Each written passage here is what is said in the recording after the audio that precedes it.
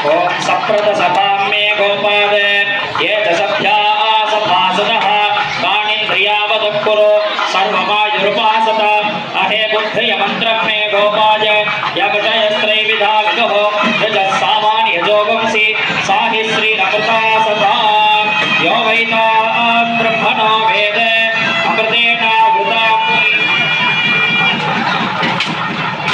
आयुः कीर्तिं प्रजां ददुः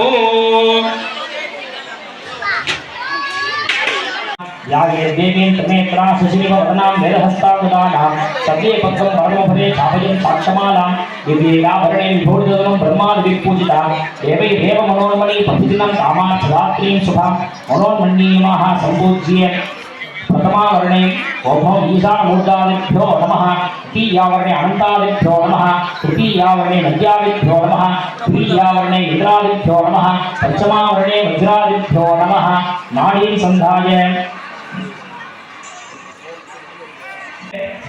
எல்லா தேவர்களும் ரிஷிகளும் கிண்ணறர்களும் கிம்புருஷர்களும் எல்லாரும் ஒரே இடத்துல சுவாமி கல்யாணம் பார்க்கறதுக்காக போயிட்டாங்க. எப்படி நம்ம ஊர்ல கல்யாணம் நடக்குது, நம்ம எல்லாம் திரண்டு வந்திருக்கோம்.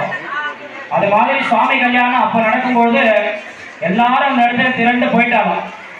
அப்படி எல்லாரும் ஒரே இடத்துக்கு போயிட்டதால என்ன ஆயிடுச்சுன்னா பூமியினுடைய சமநிலை மாறிடுச்சு. ஒரு தராசு இருக்குன்னா ஒரு பக்கம் ரெண்டு பக்கமும் இடம் ஒழுங்கா இருந்தாதான் தராசு சமமா இருக்கும். ஒரு பக்கம் இடம் அதிகமாயிடுச்சுன்னா தராசு ஏற்ற இறக்கமா போயிடும் இல்லையா? அது மாதிரி பெரிய பெரிய ரிஷிகள் தேவர்கள்லாம் ஒரே இடமா போய் இருந்ததுனால என்ன ஆயிடுச்சா பூமியோட சமநிலை பாதிச்சு. நம்ம இருக்கக்கூடிய இந்த தமிழ்நாடு முதலான பிரதேசம்லாம் மேலே ஏறியும் அந்த பக்கம் இருக்கக்கூடிய கைலாசம்னு சொல்லக்கூடிய பிரதேசம் தான் கீழே இறங்கிடுச்சு. இது மாதிரி காத்தி கொடுத்துருவார். இப்போ நம்ம வீட்டில் ஒரு கல்யாணம் நடக்குதுன்னா அந்த பொண்ணு மாப்பிள்ளை மட்டும் தான் சந்தோஷமா இருப்பாள். கிடையாது, அந்த பொண்ணு வீட்டார் மாப்பிள்ளை வீட்டார் வந்தவங்க போனவங்க எல்லாருக்குமே அந்த கல்யாணம்ன்றதே ஒரு சந்தோஷம் நிறைந்த இடம். எல்லாருமே அந்த இடத்துல சந்தோஷமா தான் இருப்போம். அப்படி சுவாமி என்ன பண்ணுவார், நம்ம சாதாரண நாளில் கேட்டாலே நமக்கு அனுகிரகம் பண்ணுவார். இன்னைக்கு அவருக்கு கல்யாணம், அப்போ அவர் எவ்வளவு சந்தோஷமா இருப்பார். அப்படி அவர் சந்தோஷமா இருக்க வேலையில நம்ம எல்லாம் என்ன பண்ணணும்னா நம்ம இதை இந்த வாய்ப்பை உபயோகப்படுத்தின்னு நம்ம எல்லாம் பேசாம அமைதியா இருக்கணும். அதுதான் முக்கியமான விஷயம். கோயிலுக்கு வந்தால் ரெண்டு விஷயம் பண்ணணும். ஒன்று கண்ணு திறக்கணும், ஒன்று வாய் மூடிடணும். நம்ம அப்படியே மாற்றி பண்ணிடுவோம். ரொம்ப நேரம் போவோம். அகஸ்தியர் பிரார்த்தனை பண்ணிட்டாங்க, எனக்கு கிடைக்காத வாய்ப்பு எல்லாருக்கும் கிடைக்கணும், எல்லாரும் இந்த வாய்ப்பை உபயோகப்படுத்தி உங்களுடைய கல்யாணத்தை பார்க்கணும்னு கேட்டாங்க. அப்போ பரமேஸ்வரன் வரம் தர, யாருக்கெல்லாம் என்னோட கல்யாணத்தை பண்ணி பார்க்கணும்னு தோணுதோ எப்ப நினைச்சாலும் பண்ணிக்கலாம். ஒரு கும்பாபிஷேகம் பண்றோம், ஒரு ஹோமம் பண்றோம்னா அதுக்கு 4 கிழமை பார்க்கணும். நல்ல நாளா இருக்கா, கரி நாள் இல்லையா, மரண யோகம் இல்லையா, இதெல்லாம் பார்த்துதான் ஒரு யாகத்துக்கு ஒரு கும்பாபிஷேகத்துக்கு நாள் நிர்ணயமானது. ஆனா சுவாமி கல்யாணத்துக்கு அப்படி கிடையாது. நித்திய கல்யாண மூர்த்தின்னு அவருக்கு பேர். தினமும் கல்யாணம் பண்ணிக்கலாம் சுவாமி. நமக்கு என்னைக்கெல்லாம் சுவாமி கல்யாணம் பண்ணணும்னு ஆசைப்படுறோமோ அன்னைக்கு